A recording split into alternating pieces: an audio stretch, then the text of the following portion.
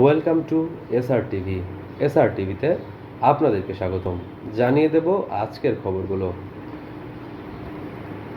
ডিপজল মিশাকে যা বললেন ইলিয়াস কাঞ্চন, জানিয়ে দেব বিস্তারিত।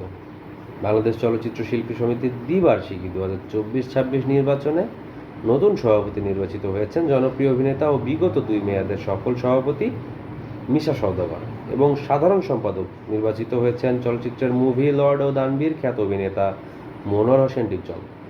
শনিবার 20 এপ্রিল ফলাফল ঘোষণার পর নবনির্বাচিত কমিটিতে অভিনন্দন জানিয়েছেন সদ্য বিদায়ী সভাপতি ইলিয়াস কাঞ্চন।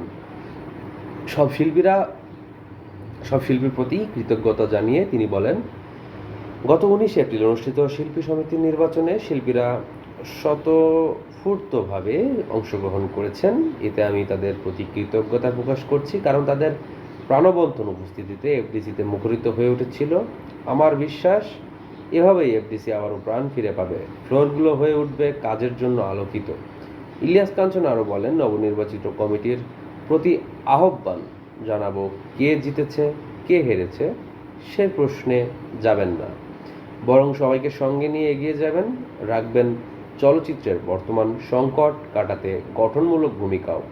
এ সময় নেতৃত্বে না থাকলেও নির্বাচিত নেতাদের পাশে থাকারও প্রত্যয় ব্যক্ত করেন এই অভিনেতা।